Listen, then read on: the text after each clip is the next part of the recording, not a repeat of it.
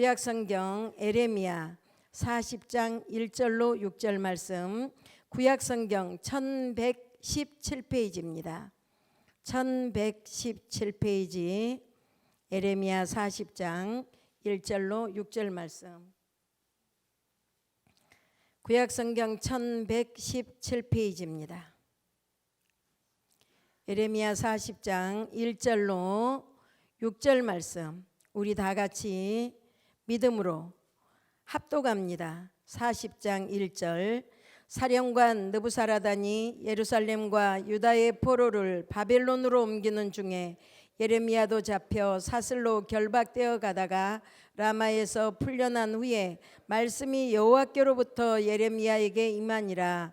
사령관이 예레미야를 불러다가 이르되, 내 하나님 여호와께서 이곳에 이 재난을 선포하시더니 여호와께서 그가 말씀하신 대로 행하셨으니 이는 너희가 여호와께 범죄하고 그의 목소리에 순종하지 아니하였으므로 이제 이루어졌도다. 이 일이 너희에게 임한 것이니라. 보라, 내가 오늘 내 손의 사슬을 풀어 너를 풀어주노니 만일 내가 나와 함께 바벨론으로 가는 것을 좋게 여기거든 가자, 내가 너를 선대하리라. 만일 나와 함께 바벨론으로 가는 것을 좋지 않게 여기거든 그만두라. 보라, 온 땅이 내 앞에 있나니 내가 좋게 여기는 대로 옳게 여기는 곳으로 갈지니라 하니라. 예레미야가 아직 돌이키기 전에 그가 다시 이르되, 너는 바벨론의 왕이 유다 성읍들을 맞도록 세운 사반의 손자 아이감의 아들 그다랴에게로 돌아가서 그와 함께 백성 가운데 살거나 내가 옳게 여기는 곳으로 가거나 할지니라 하고, 그 사령관이 그에게 양식과 선물을 주어 보내매 예레미야가 미스바로 가서 아이감의 아들 그다랴에게로 나아가서 그 땅에 남아있는 백성 가운데서 그와 함께 사니라. 아멘. 할렐루야. 오늘 귀한 말씀을 통해서 남아서 지키는 내 자리. 할렐루야. 남아서 무엇을 지킨다고요? 내 자리를 지키는, 남아서 지키는 내 자리라는 귀한 제목의 말씀을 가지고 오늘 이 밤에 우리가 서로 내 자리에 대한 큰 은혜가 임하기를 주님의 이름으로 부탁합니다. 작년에 개봉한 교회의 오빠란 영화, 여러분들 제목 들어보셨죠? 우리 다니엘 기도회 때도 간증을 들은 것 같습니다. 고 이관희 집사님의 신앙에 대한 다큐멘터리 영화입니다. 대장암 4기 진단을 받은 후에 그에게는 어머니의 죽음도, 또한 아내 오운주 집사님의 혈액암, 순식간에 이렇게 몰아닥친 엄청난 고난 앞에서 믿음을 지킨 이 시대의 욕과 같은 집사님의 모습은 많은 사람들을 감동시켰습니다. 어떻게 그런 고통 속에서도 주님을 원망하지 않고 오직 감사, 오직 믿음의 삶을 살아갈 수 있느냐는 그 질문에 이관희 집사는 아무리 생각해도 제가 구원받은 은혜가 더 크기 때문이라고 대답했다고 합니다. 그렇습니다. 우리가 신앙생활을 하면서 우리는 구원받았기 때문에 하나님으로부터 직분도 받고 사명을 받았다라는 말들을 얼마나 쉽게 잘하는지 모릅니다.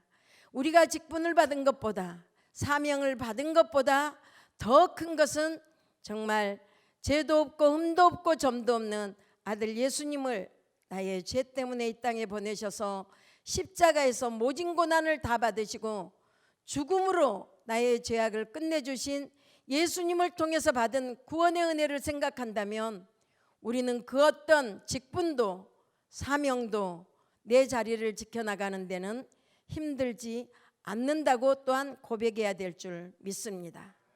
이렇게 우리 모두는 삶의 어려움이 닥치는 순간에 우리는 그 자리를 피했으면 합니다. 하지만 주님은 피하지 않기를 원하시고 오히려 그 자리가 내 자리라고 말씀하시기도 합니다. 오늘 본문에 보니까 예레미야에게 일생에 한 번 있을까 말까 기막힌 기회가 다가왔습니다. 예루살렘의 멸망과 함께 포로가 되어 끌려가던 중에 바벨론 왕 느부갓네살의 특명에 의해서 풀려납니다. 그 풀려난 뒤에 시위대장 느부사라단의 우정어린 초대를 받게 되는 예레미야. 못 이긴 척 그 초대에 응했더라면 평생 동안의 고생을 한꺼번에 보상받을 만큼의 영화를 누릴 수 있는 기회였습니다. 그러나 예레미야는 느부사라단의 초청을 거절합니다. 다시금 폐허가 된 땅, 아직도 회개하지 않은 백성들이 계속해서 범죄를 저지르고 있는 그 땅 예루살렘으로 발길을 돌렸습니다. 도대체 무엇이 예레미야의 발길을 돌려서 새로운 고난을 택하게 했을지, 우리는 그 예레미야가 그 유다를 택했고 자기가 정말 호의호숙할 수 있는 바벨론을 거절했던 이유가 무엇인가를 우리는 알아야 될 줄 믿습니다. 첫 번째, 성도인 우리의 삶을 불신자들조차 관심을 갖고 지켜보고 있다는 것입니다. 40장 2절과 3절을 보니까 바벨론의 사령관인 느부사라단이 예레미야에게 왜 유다가 망할 수밖에 없었는지 그 이유에 대해서 말하고 있습니다. 느부사라단은 이방인이었습니다. 하나님을 믿지 않는 자였습니다. 그럼에도 불구하고 유다의 근본적인 멸망의 이유를 내 하나님, 너희들의 하나님, 우리 하나님이 아니에요. 왜요? 느부사라단은 이방인이었어요. 하나님을 믿지 않은 자였기 때문에 바로 예레미야가 섬기고 유다 백성들이 섬겼던 그 하나님을 너 하나님, 너희의 하나님, 너희들의 하나님에 대한 바로 불순종 때문이라고 단정 지으면서 말합니다. 이스라엘은 출애굽이라는 놀라운 역사를 경험한 특별한 나라입니다. 세상 어느 나라와도 또한 다른 독특한 그 신앙관을 가진 민족 아닙니까? 오직 하나님 한 분, 그분만이 참 신이라고 고백하는 그런 특별한 민족. 모든 신들은 우상이요 곧 헛된 신에 불과하다고 주장하는 그들 아닙니까? 그처럼 독특한 역사와 특별한 신앙을 소유했다는 유다가 파멸에 이르고 만 것은 그들을 멸망시킨 바벨론 사람들에게도 화제거리가 아닐 수 없었습니다. 오늘날에도 마찬가지입니다. 사람들은 오늘날 한국교회는 정체야, 쇠퇴기야 이렇게 말들을 많이 합니다. 이런 의견은 믿는 자들만 말합니까? 아닙니다. 믿지 않는 다수의 불신자들 또한 설득력 있는 의견을 제시합니다. 교회들이 행하는 의로운 일뿐만이 아니라 그릇된 일, 모순된 일까지도 앞다투어서 매스컴은 보도하고 예민하게 반응하고 비판하고 책망하고 조소하고 경멸의 태도를 보냅니다. 교회와 성도들에 대하여 세상 사람들이 얼마나 많은 깊은 관심을 가지고 있는 줄을 보여주는 증거라 하겠습니다. 사랑하는 성도 여러분, 우리가 이 사실을 안다면 우리는 어떻게 살며 어떻게 행하여야 하겠습니까? 이 땅에 교회를 세우신 하나님께서 이런 소리가 들려질 때마다, 한국 교회의 쇠퇴기를 말할 때마다 얼마나 가슴 아파하시겠습니까? 더 이상 우리는 세상 사람들에게 하나님의 이름이 모독을 받게 하는 수치스러운 일들이 재현되지 않도록 우리는 잘잘못들을 회개해야 될 줄 믿습니다.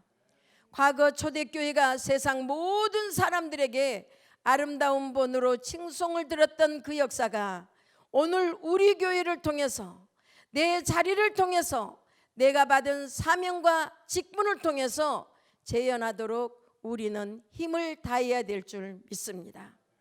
거룩한 일, 선한 일을 행함으로 세상의 본이 되는 교회의 모습을 회복해 나가는 일에 우리는 전심전력해야 됩니다. 두 번째, 나에게 주어진 사명을 다하는 것은 선택이 아닌 필연적인 의무의 자리입니다. 본문 4절부터 5절을 보면 느부사라단은 예레미야에게 두 가지 길을 제시합니다. 그중 한 길을 선택하라고 합니다. 첫 번째는 예레미야에게 자기가 삶을 보장할 테니 바벨론 땅으로 같이 가서 편하게 지내자는 것입니다. 두 번째는 예레미야가 원하는 아무 곳으로든 가고자 하는 곳으로 가게 해주겠다는 것입니다. 그러나 예레미야는 바벨론 땅이 아닌 유다 땅을 향해 나아갔습니다. 자신이 감당해야 할 사명을 끝마치기 위해서입니다.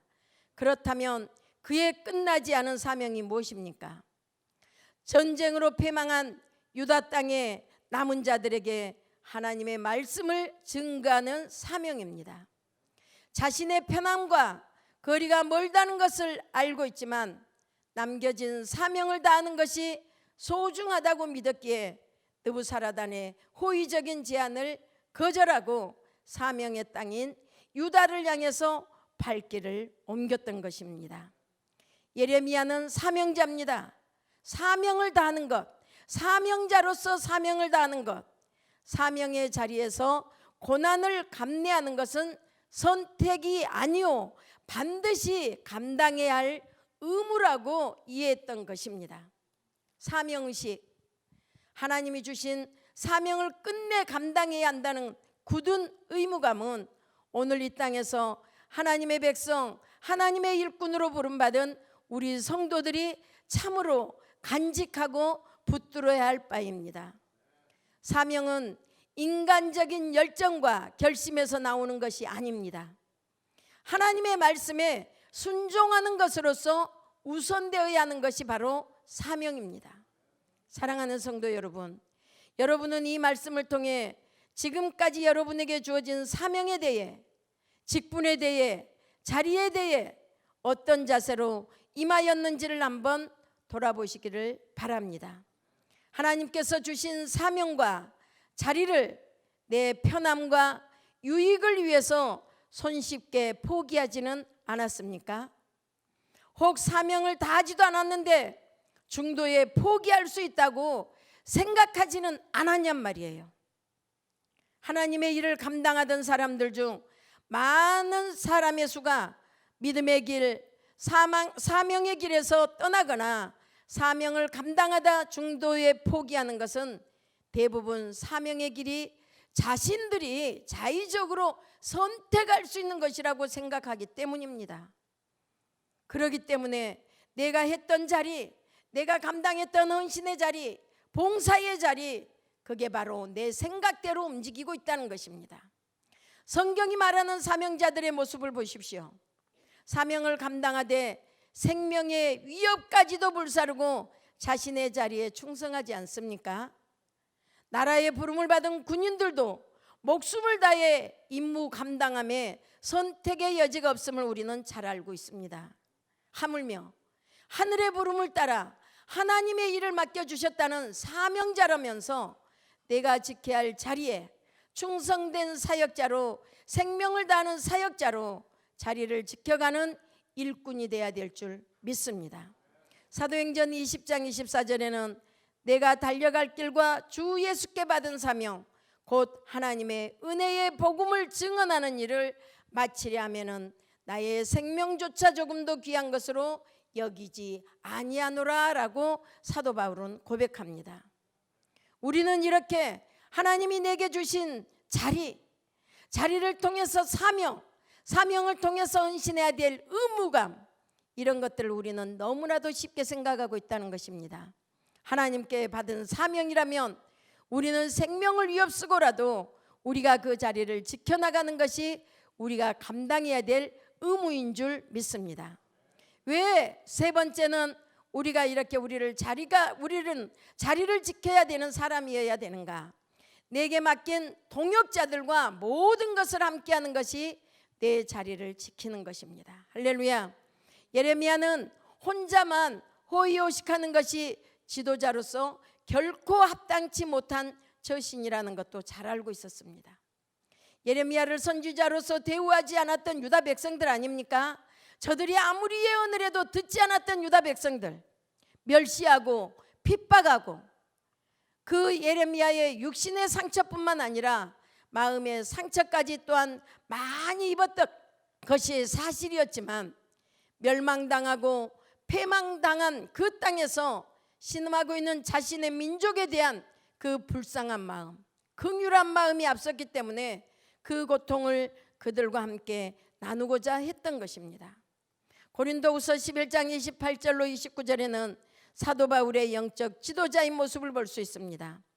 이 외의 일은 고사하고 아직도 날마다 내 속에 눌리는 일이 있으니 곧 모든 교회를 위하여 염려하는 것이라. 누가 약하면 내가 약하지 아니하며 누가 실족하게 되면 내가 애타지 아니하더냐. 사도 바울의 그 고통스러운 고백의 소리 좀 들어보십시오. 그런데 우리는 같은 동역자, 같은 교구원들을 만나놓고도요, 우리 교구원이, 우리 동역자들이 얼마나 가슴 아파하고 있는지, 얼마나 약해져 있는지, 얼마나 고난 속에 있는지 우리는 알기를 거부하고 살아가는 이 시대 속에 우리는 내 자리가 얼마나 귀한 자리인 줄을 순간순간 착각하고 그 자리를 던지고 있습니다. 고통의 자리를 외면치 않고 그들과 함께하는 지도자로서의 아름다운 면모는 바로 자리를 지키는 지도자의 모델입니다. 특별히 교회 지도자로서 자신이 속한 공동체의 지도자로 세움을 입은 자는 더더욱 말할 것도 없습니다. 고통 중에 처한 자를 외면치 않으며 그들과 고통을 분담하는 지도자가 되어야 할 줄 믿습니다.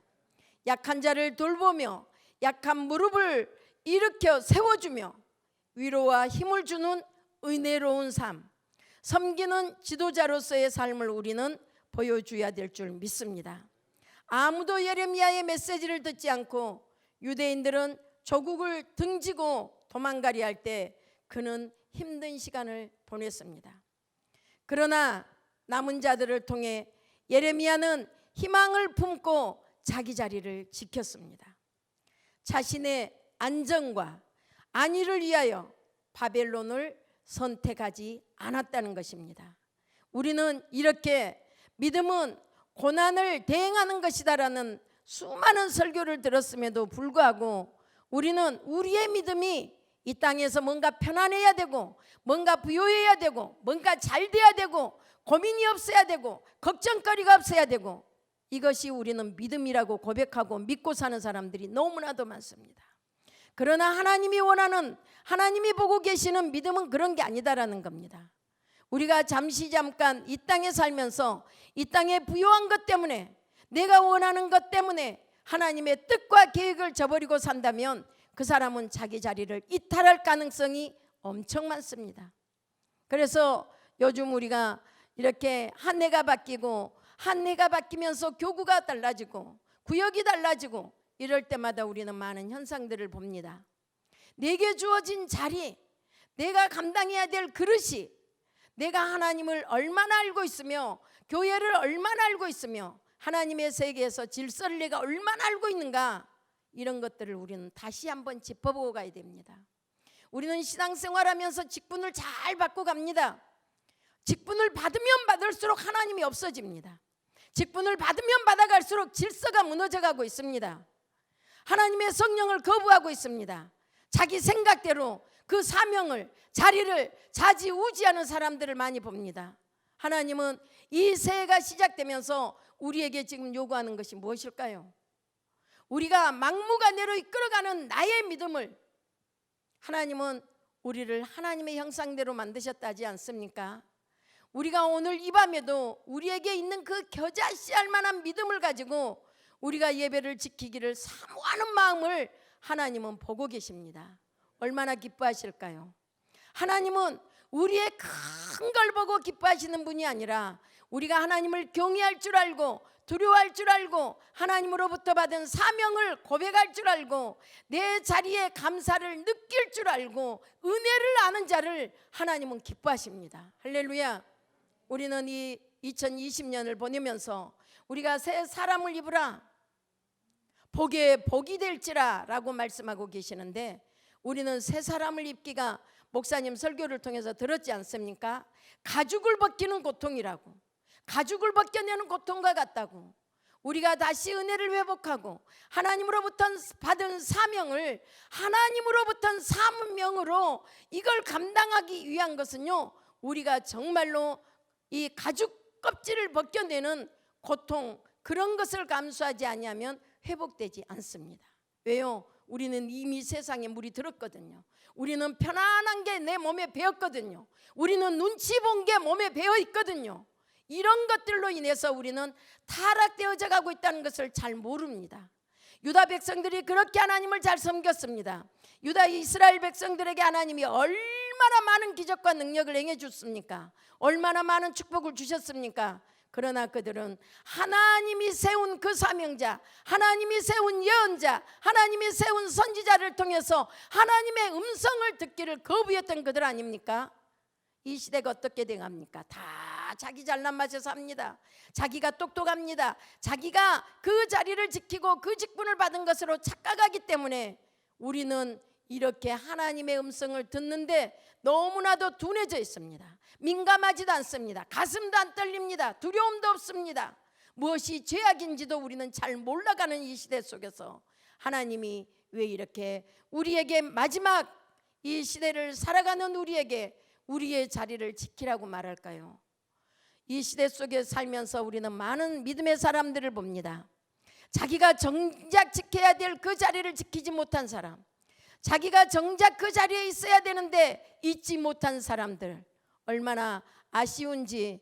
우리는 이 어두운 시대를 살아가면서 강팍해져가는 이 시대, 부요해져가는 시대, 우리는 부요가 우리의 만복의 복인 줄 압니다. 아닙니다. 그 복이 하나님과 멀어지고 하나님을 아는데 우리가 민감해지는 것을 방해한 것이라면 차라리 그것은 복이 아닙니다. 그래서 우리는 오늘 또 하나님께서 우리에게 내 자리를 지키라고 말씀하십니다. 이렇게 바벨론을 선택하지 않은 예레미야, 자신의 신변의 위협은 계속될 줄 모르지만 그럼에도 불구하고 그는 나라가 망하고 다 끝났다고 생각되었던 그 상황 속에서 남겨진 사람들을 다시 모읍니다. 다시 새롭게 시작될 희망을 보았습니다. 오늘날 우리의 예배 자리 어떻습니까? 우리의 기도의 자리 어떻습니까? 우리가 하는 헌신의 자리, 그 자리를 지키는 일은 결코 쉽지 않습니다. 그러나 믿음으로 내 자리를 지킬 때 주님은 기뻐하십니다. 고난 속에서 지키는 믿음이 진짜 믿음이라고 합니다. 그렇습니다. 우리가 평안할 때, 우리가 내게 유익이 될 때 우리의 믿음을 지키는 것이 믿음인 것 같지만 그들에게 고난과 어려움이 올 때, 자리를 지켜야 될 사명감이 주어질 때 얼마나 그 자리를 귀하게 느끼고 지키고 보호할 줄 아는지 우리는 그때 보면 믿음을 알 수 있다라고 하십니다. 하나님께서 우리의 기쁨을, 우리의 믿음을 보시고 기뻐하신다는 것을 기억하시면서 올 한 해 나는 우리 교구에서, 우리 교회 안에서 나에게 주어진 자리가 어딘가 다시 한번 점검하면서 우리는 너무나도 쉽게 설교를 듣고 갑니다. 설교 들을 때는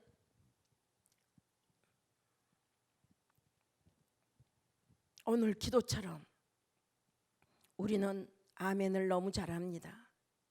다 행함으로 살 것 같이 고백합니다. 그러나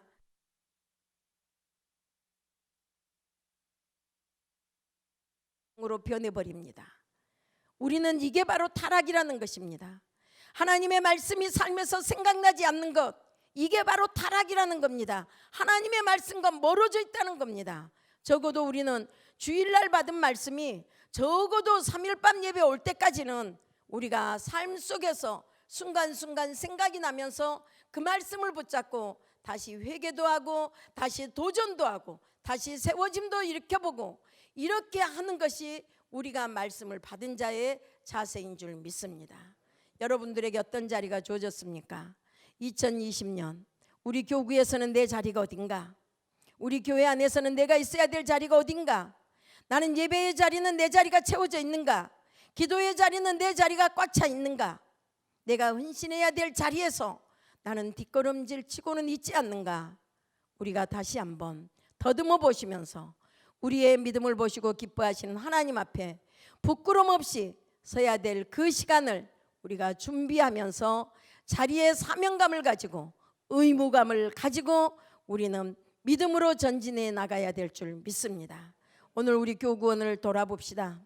나의 동역자들을 좀 돌아봅시다. 우리 교회 안에 성도들을 좀 돌아봅시다. 남의 단점만 보지 말고 그 사람에게 있는 장점을 드러내서 한 번은 칭찬할 줄 알고 한 번은 그 사람에게 새 힘을 불어 넣어줄 수 있는 그런 사명자로 우리는 바꿔져야 될 줄 믿습니다. 우리가 한 번 정죄하고 한 번 판단하고 한 번 비판하기 시작하면 그 죄악은 계속 꼬리를 물고 따라옵니다. 우리가 해야 될 것, 내 자리를 통해서 내 사명을 잘 생각해내고 내 자리를 통해서 내가 감당해야 될 의무감을 확실히 잡고 나갈 때 우리 교회는 건강한 교회가 될 것이고 우리 교구는 부흥하는 교회가 될 것이고 나 자신을 통해서 이렇게 믿지 않는 자들도 관심을 갖고 있는 모든 세상 속에 나가서 반드시 우리는 모델로 살 수가 있을 줄 믿습니다. 나아가서도 복음을 전하는데 부끄러움 없이 전할 줄 아는 자, 또한 나에게 고난이 온다 할지라도 먼저 사명을 감당해야 되겠다라는 의무감을 확실히 붙잡고 하나님이 기뻐하는 믿음으로 여러분들 올 1년 동안 승리해 가시는 멋진 성도들이 다 되시기를 주님의 이름으로 부탁합니다. 할렐루야.